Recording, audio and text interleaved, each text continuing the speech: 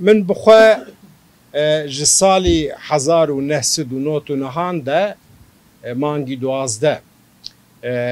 ku li ser bangewazî û înisiyatîfa Birêz Abdullah Öcalan dema ku li İtalya bû û bi îsrar ku pêwîstî bi kongreyeke neteweyî heye. Yekrêzî ku di nava beşên Kurdistanê de partî û rêxirawên siyasî xwedan bêr û rayên û fikir û raman û îdeolojiyên cuda cuda li ser parêstina bercewendiyên her çarbeşê Kurdistanê di asteke niştimanî de kongreke saziyeke bi vî rengî bû. Bêguman piştî ew bangewaziya wî û civîna yekem ku gelek kesayetên binavdar weke rahmetî Cenab-ı İbrahim Ahmet, İsmet Şerifanlı, Mahmud Osman û bi dihan kesayetî siyasetmedarên ji her çarbeşên Kurdistanê Şeyh İzzedîn Hüseyinî rahme lê be ew ji we ve malûm e piştî ew civîne kêşeyê Birêz Abdullah Öcalan ku li Kenyayê ji terafî kompleyeke navdewletî esîr girtin û heta em roj di zindanên Tirkiyeyê dibin esareteke gelekî dijwar de ye. Bêguman piştî ew deme kar û xebatê bo damezirandina Kongra Neteweyî Kurdistan bo mabeynekê teqrîben 3-4 meh 5 meh rawestî.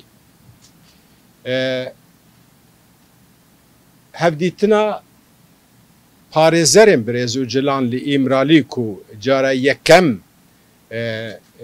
hevdîtin li gel wî kir pirsa pêşîn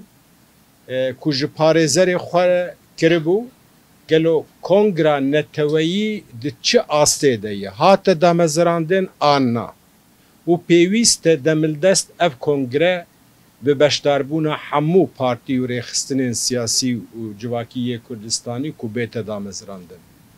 Li ser ew bangewaziya duwem de 24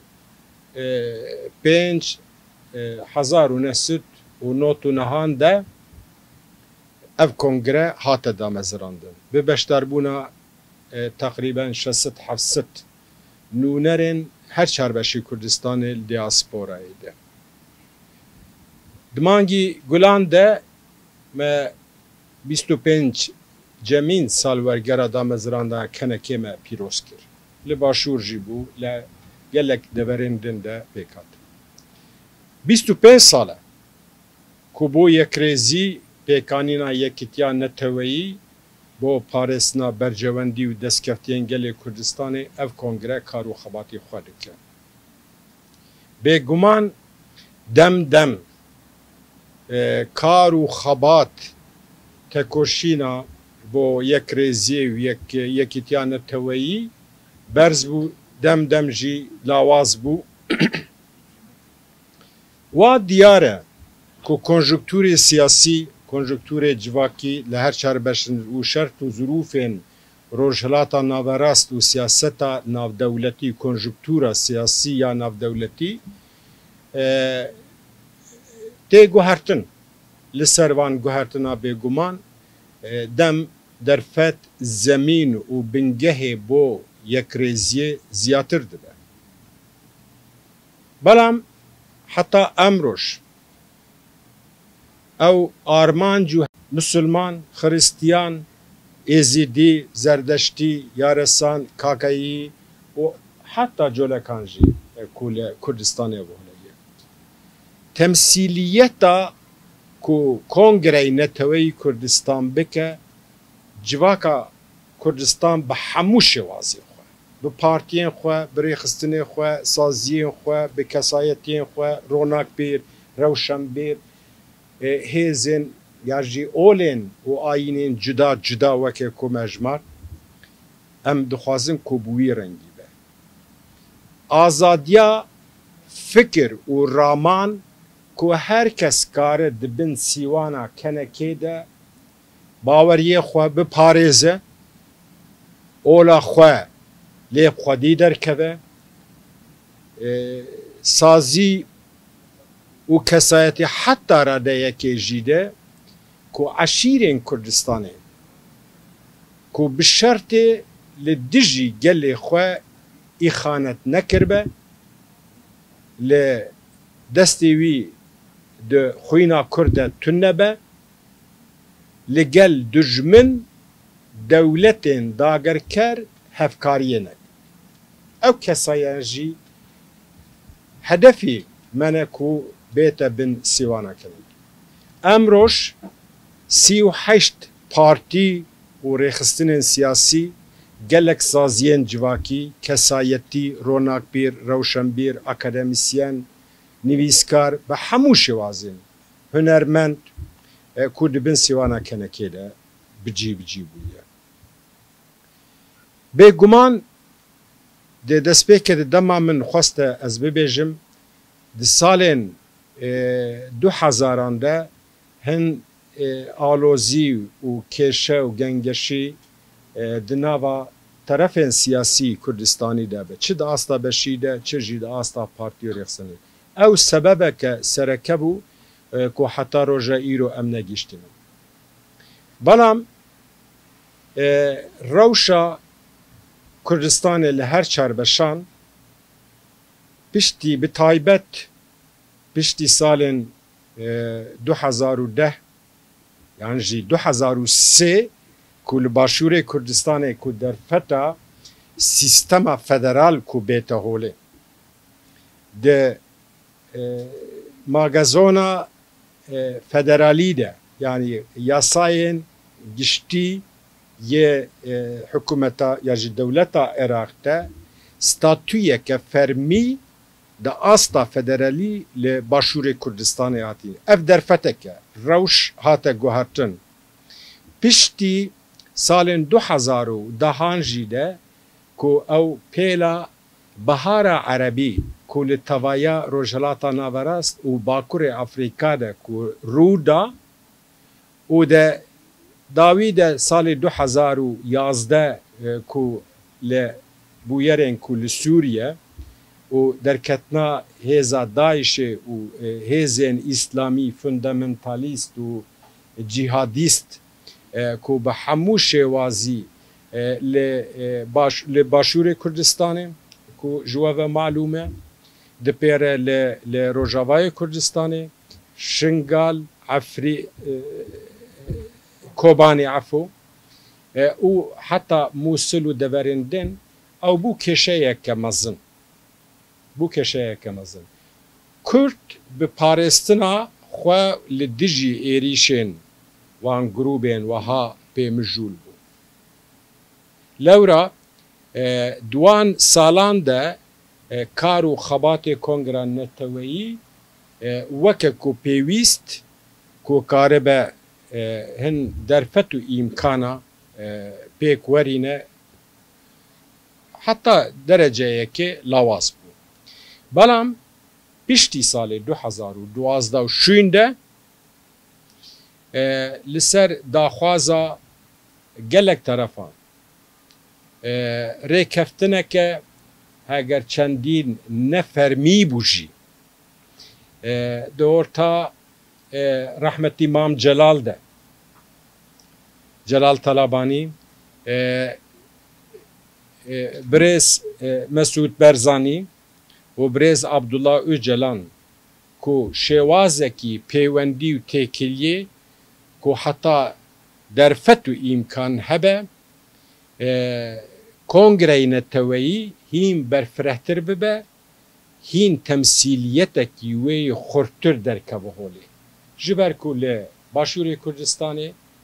dewleteke federal, statûya federal peyda bibû, li Rojavayê Kurdistanê şerê li dijî Daişê û xweseriyê derketibû holê. Yani rewşên de facto gelekî girîng derketibûn holê. Ew kar û xebatê bo kongreyeke hîn berfirehtir temsiliyeteke mutlak ku bête kirin ji salî 2012 de dest pê kir heta gihîşte 2013 de. Li Duhok û li Hewlêrê de civînên gelekî berfireh hemû partî rêxistin sazî û kesayetiyên û saziyên civakî jî ku beşdarî ew civîne bûn. Belam heger çi elamet be, sebeb çi be, salê 2013 de bi mebest ya jî bi sebebê hin ne diyar bo me ku belkî tête şirovekirin ne diyar, belam em dizanin ku bi mudaxeleya çi hêzê û çi kesa bû ku ew kar û xebatê ji bo kongreyeke neteweyî hîn berfirehtir ku bête sazkirin, bête damezirandin, temsîliyeta her kesî bike. Di wan salan de haziriyên hemû dokumentasyonê wê, programa wê, destûra wê, peyman û peyrewa wê hatibû amadekirin. Heta bi çendîn nûner an jî delegeyên ku beşdarî kongra neteweyî bibe, ew jî hatibûn destnîşankirin. Me em kongreyê neteweyî Kurdistan ku heye bi mebesta ji ber ku hedefê me ew bû, armancê me ew bû û peyama me ew bû ku em vê kongreyê hîn berfirehtir bikin. Hîn temsîliyeteke mutlak ku karibe bête kirin. De salê 2013 de gelekî mixabin ew kar û xebatê 2 sala bo pêkanîna kongreyeke neteweyî hîn mezintir têk çû. Her çendîn hin layanî siyasî, hin terefên siyasî ku xwestin bibêjin ku hevdû sûcdar bikin, ji milekî bibêje PKK hinekî israr kir, li hêleke di nizamkî de bû. Lê di qenaetê me de, baweriyê me de ku mudaxeleyeke ya dewletên herêmê pêk hat, di serkêşiya wê jî de dewleta Türk bû. Rolê dewleta İran, an Iraq û Sûrî çendîn berz bû di vê mijarê de, bi heqîqet ez bixwe di vê demê de nikarim baş şirove bikim ku çendîn wan mudaxelek. Lê em pê 100% bawerin ku mudaxeleyê wan jî çê bû. Mudaxeleyê wan bêşik û bêguman ku pêk hatin. Ji ber wê sebebê jî de piştî ku kar û xebatên kongreyeke hîn berfirehtir û hîn mezintir, temsîliyetekê wê mutlaqi ku têk çû, em bi pêwîstî me dît ku em kongreyî heye ku berdewam bikin û li ser hîn danûstandinê xwe bikin. Ew mudaxeleyên dewletên dagerker ku salî 2012-2013 de heta em roj berdewam dikin. Tiştekî girîng di salê 2009 heta 2012-13 heta redeyeke 2014 jî ji we ve malûm e pêvajoyeke çareseriyê bo Bakurê Kurdistan, danûstandin di navbêna PKK û dewleta Türk de hevdîtinê resmî hebû. Piştî ku ew muzakere pêvajoya çareseriyê ku em binav dikin, dewleta Türk gihîşte qenaetekê ku ew pêvajo bi serê xwe ew xapandina tevgêra siyasî Bakurê Kurdistanê bû. Tunnetekî wê ye ku çareseriyekê li gel tevgêra siyasî, tevgêra azadîxwaz bo Bakurê Kurdistanê peyda ke, tunnetekî wê bûyî rengî nebû. Ji ber wê sebebê jî de hin aloziyên cuda cuda wirde gihîşte radeyekê ku di salê 2015 jî de ku kotayî dawî li wê pêvajoya çareseriyê jî anî. Mudaxeleya Tirkî yek ji wê ya bû. Eger Tirkiye mudaxeleyî damezrandina Kongra Neteweyî Kurdistan nekira, bi ihtimaleke mezin wê Kurd îro yekrêziya xwe, temsîliyeta xwe di asta neteweyî de û di asta navdewletî de wê di rewşeke cuda deba. Sedan sede ji bo ku rewabûneke fermî, statûyeke fermî ji bo pirsa Kurd û hebûna Kurd li her çarbeşê Kurdistanê neyê çesbandin, nekse li ew pêvajoya damezrandina Kongra Neteweyî Kurdistan. Bandor û destdirêjiya dewleta Türk heta emro jî mudaxele heye ku Kurd çi di asta beşî debe û çi jî di asta her çarbeşan de neteweyî debe jî mudaxele dike ku Kurd neyê temsîl kire. Em baş dizanin ku di salê 2016 jî de li ser destkeftî çi li Başûrê Kurdistan çi jî li Rojavayê Kurdistan peymaneke stratejîk di nav ça dewletên dagerker de hate îmzekirin. Hedefên sereke di vê peymanê de ew e ku Kurd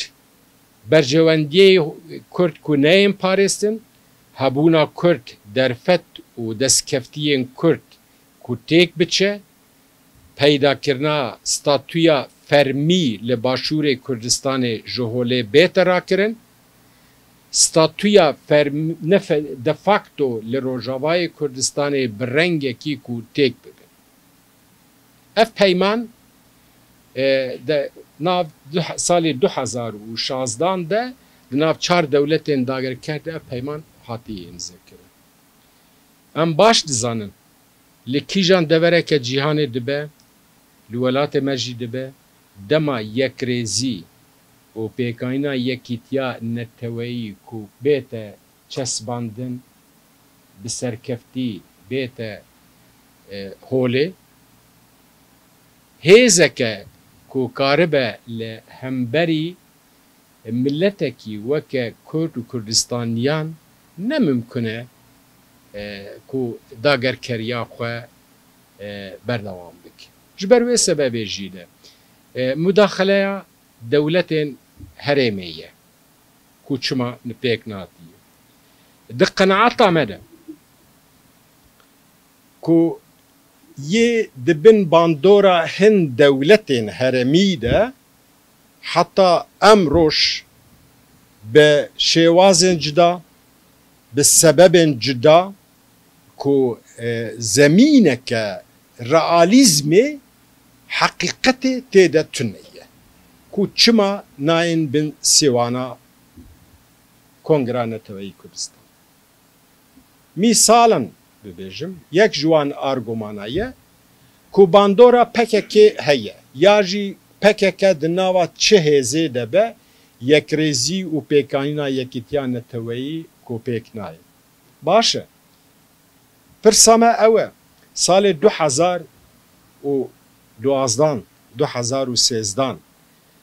civînên li Hewlêrê, civînên li Duhokê, cenabekek Mesûd Barzanî, Sabrî Ok, nûnerên PKK ê kecekê li yek rêzê rûniştî bû. Li gel wan rêkeftin çêbû, kongreyeke neteweyî bête damezirandin. Hemû kar û xebat û haziriyê îlankirina Kongra Neteweyî ji bo raya ciyanê ku eşkere kirin. Gelo îro çi ye? Çi sebeb? Ew PKK ku salê 2012 û 2013 em roj 2024 heman PKK ye. Heman îdeolojî ye. Heman xwedan şêwazê kar û xebatê xwe ye. Bi hebûna wan li başûr li deverên din de tu tiştekî guhertin tu nebû. بۆچی وێ دەمێ زەمین هەبوو کو کارە لەگەل یەکیتی نیشتیمان لەگەل پەکێکێ لەگەل حزبی دەموکراتی کوردستانی ئیران لەگەل کۆمەلا لەگەل پەیەدە لە نزانم لەگەل هەموو پارتی و ڕێخستنên سیاسی زەمین و دەرفەتێ یەکرێزیە و پێکانینا یەکیتیانەتەوەی وێ دەمێ هەبوو بۆچی ئیرۆ تونەیە چه هاتی گوهرتن بەعکس زەمینە کو ئیرۆ یەکرێزیە کورد و پێکانینا یەکیتیا نەتەوەیی کو کاربه li berjewendiyê xwe çi di asta başûr de çi di asta Rojava de çi jî bûyerên ku li Rojhilat û li Bakurê Kurdistanê dibe zemîneke wiha gelekî berfirehtir û realîstiyeke ciddî jî û heqîqeteke rastiyeke ciddî jî tê de heyî ku Kurd li hev bikin. Ji ber wê sebebê de peyman û peyrewa kenekê bi tu şêwazî bergiriye li fikir û raman û îdeolojiyên cuda cuda nagire. Ji ber ku em bereyeke siyasî em ava nakin, em partiyekê em ava nakin. Rol û misyona Kongreya Neteweyî Kurdistan ku li ser mijarên nuqteyên müşterek bi çi şêwazî em ê karibin berjewendiyên Kurd, destkeftiyên Kurd û statûya Kurd ku hey ku em biparêzin. Em civakeke demokratîk ava bikin, em karibin di nava xwe de danûstandinê bikin, diyalogê bikin.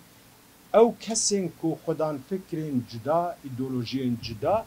di pêvajoya rêveberiya kîjan beşî dibe bera bibe li gor wê programê xwe yê siyasî yê hikûmî yê îdarî yê civakî dikarin pêşkêş bikin. Gel kî weke hikûmet weke partî weke meclis ku helbijar bêguman wekî ku li hemû deverên cîhanê di parlamentoyan de helbijartinên giştî de herkes bi programa xwe bi fikrê xwe bi ramanên xwe bi îdeolojiya xwe bi siyaseta xwe ku çawa wê civakê birêve bibe çawa welat birêve bibe pêwîst sîstemek wiha bo me jî peyda bibe. Gelê Kurdistanê de asta beşî de kê hilbijêre raya xwe de li gel kê weke kî nûnerê xwe dibîne ew tiştekî di sîstemeke demokrasî serwer be ku pêk tê. Keneke sîstemekî wiha ava kiriye. Sîstema ku naka keneke ava kiriya jî peyman û peyrewa kenekê ku rê dide di nava me de şûî hene, muhafazekar hene, lîberal hene, sosyal demokrat hene, îslamî hene, yezîdî hene, xristiyanî hene, culeke hene. Hemû kes tê de heye û her kes dikare di civînê xwe de di civînê kenekê de di civatên giştî de di şêwrê neteweyî de her kes karê bîr û rayê xwe bi azad bi fikir û ramanên azad karê pêşkêş bike mûnaqeşeye bike hevalên di civînên kenekê de nûnerên partiyên îslamî radibin Bismillahirrahmanirrahim dest pê dikin yên Yezîdî jî ku bi sûnda xwe ku sûnda xelkê me Yezîdî çi ew jî dike. Yani sîstemeke were demokratîk ku bi heqînet ku jêre tehemmül û toleranseye tu kêşeyeke Kongreyê Neteweyî Kurdistan ku partiya xwedan fikir û îdeolojiyeke muhafazekar be, an liberal be, an sosyalîst be, an komünîst be, an îslamî be bi çi şêwazî de ku em karibin weke li hemû cîhanê ku em karibin sîstema rêveberiyekê bo xwe ew sîstem ku demokratîk be ku civakeke demokratîk be di wir de cê jinê hebe cê olên cida hebe cê pêkhatiyên eqeliyet hebe ku her kes karibe xwe tê de temsîl bike. Me sîstemeke wiha dikin. Bi heqîqet Kongreyê Neteweyî Kurdistan îro temsîliyeteke çi di asta her çarbeşê Kurdistanê de çi jî di asta diasporê de ku temsîliyeta diasporê ji Avustralya bigire heta bi Kanada جا امریکا بگره حتانی طوکیو لهر دورا کو کرد ایرو لهنه نونرین وان کردا دبن سیوانا کنگرانه توی کردستان سبارت چما اف پیکاتن یا جی اف یکریزی حتی روژا ایرو پیک نهاتیه سوجه کیه جواب معلومه جواب همه معلومه من بخوا اف سالی پنجایه که از هفسروک کنگرانه توی کردستان حتی امروش هر سال جناب ود زانه که محقق چندین سردان ما بو باشور کردستان چی داده سالن پیش دو حضور ود از خوازم ویا ببیجم جبو رومت گرتنه جبو قدر گرتنه و جبو هن پرنسیبین دموکراسی و دیپلوماسی هنه ام هاتن باشور کردستان یک هفته دو هفته ام لهویه بون که ام جناب کک مسعود برزانی ببینن جناب کک نیچیوان برزانی ببینن جناب مسعود برزانی ببینن ام یک هفته ما تو کارو خبات هفدیتن دانوستاندن ما ندکر ما دخواستن ام هفدیتنا خوی سرکه لگلوان دست ببین حتانی امروش یک جار بتنه نه پارتی دموکراتی کردستان نه جی سروکی هرمه نه جی سروکی انجمن وزیران به شوازه کی ارنی برسیوا کنگرا نتوی کردستان دوزال هفدیتنه و لگلوان قصه کرن به تو شوازی قبول نکن حتی ده راده که ده کو لهمبری ما ولا همبري بارتي وريخراوين دبن سيوانا كان كيدا بقنعتا من دا بريزية كو برسيوي جناتي ام ببيا بو ما جي داخوا ام هر چندين ام دزانن كو هن بارتي وريخراوين سياسي دبن سيوانا كان كيدا فكري وانو اي بارتي ديمقراط نوك هبنجي لی بو ما نکشیه نپرس گریکه کو کاربن لدر دوره پیمانک آنجی پیروک آنجی استراتژیک کو برجواندین گل کردستان بپارێزه دبن و سیوانه ده جیگای خو بگرب حتی امروش ام به همو درفتی خو ام هول ددن کو پارتی دموکراتی کردستان بیتا ناوا کنگرای نتوی کردستان جاران هن سببین که بو ما گلکی بالکشن دیتا پیشکش کرن که خدانگراوی پک کنکه بشک جکارو خبات پککی ده راگیهاندن جیده ده جوین وهاده و ده حضور و جیده از خزمیر کرم کن ورم بن سیوانا کنکه کارو خبات بکن بو ریوبریه ورن هل بجارتن پروگرام و درفت و امکان خو بکن ده کنسیه ده همو ارگانه کنکه ده جیگای خو بگرن ببن خودی بریار اگر او دما کسکی بوه گوت چما ریبریه که بوی رنگی بوی شوازی که هاتل بجارتن یا جی پیدابون آوان لدیجی هبون آوان هگر هلوستا کاتا ورگرتن اوه دمه که بحقیقت حقی وان هیا گازنه که بوی رنگی رخنه که آن تهمتك وها بسرمده ام وکه کنگره نتوی کردستان درگاه ما جبو همو پارتی و رخصتن سیاسی و جواکی و کسایتی ولات پارێز وکریه جبو همو کسی اف سازیه که کردستانیه هر کس دکاره بیته بن سیوانا کنکه هر کس کارو خباتی خو بکه بیرو رای خو ببیجه دقادا خباتی و تکوشینه دو پارلمنت و دورن دنجی ده آزادن بچه رنگی کارو خباتی خو دکه کسک پیش بریل واناک یەک کێشەیەک me ya jî wekê ku her kes dibêje xetekî meysor heye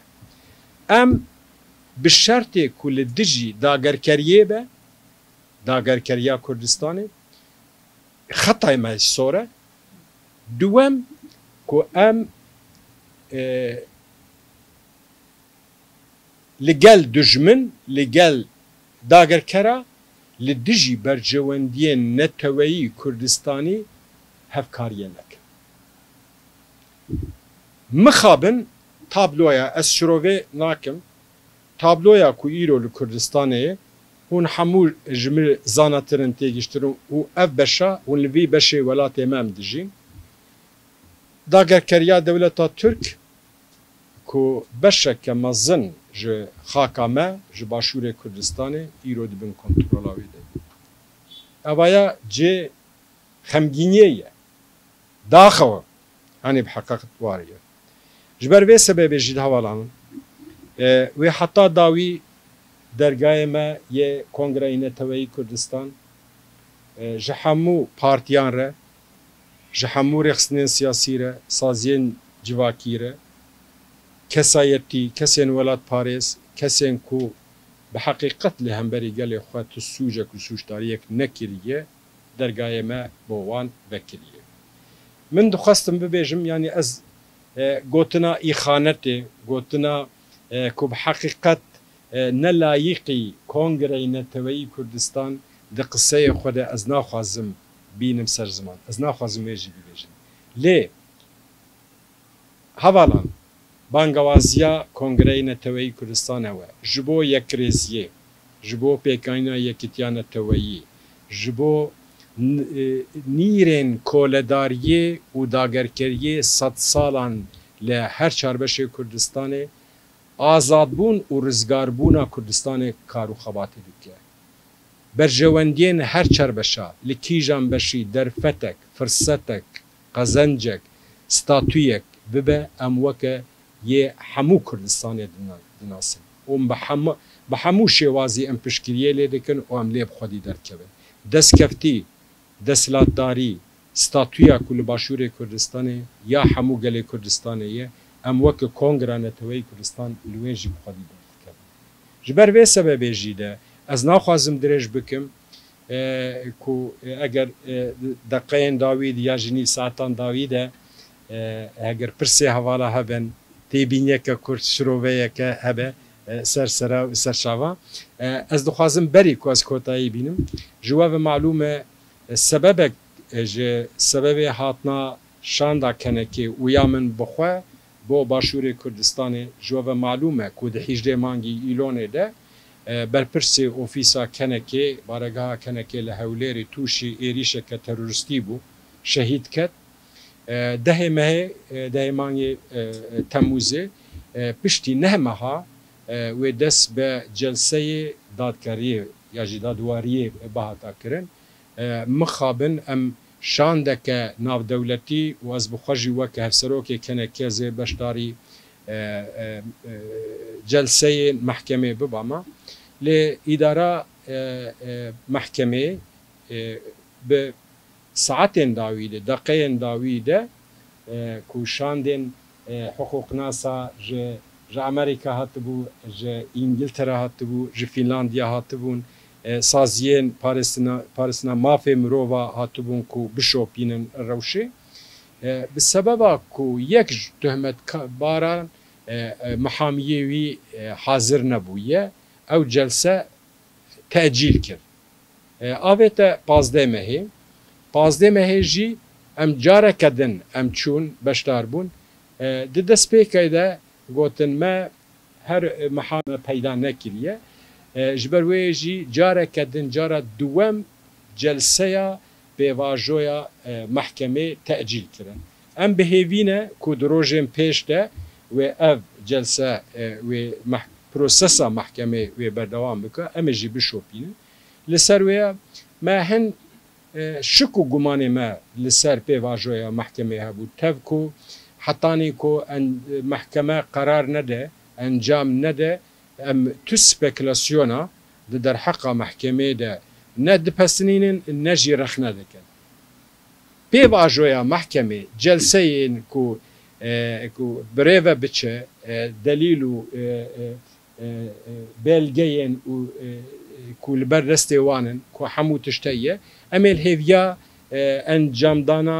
بریارن محکمه بچشه وازیبه لیم بتشتکی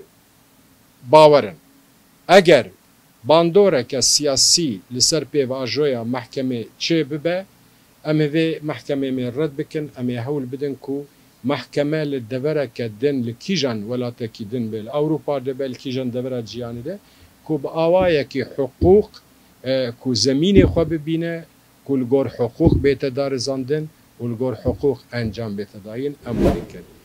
كلك سلاو ريزن وحمو ياهي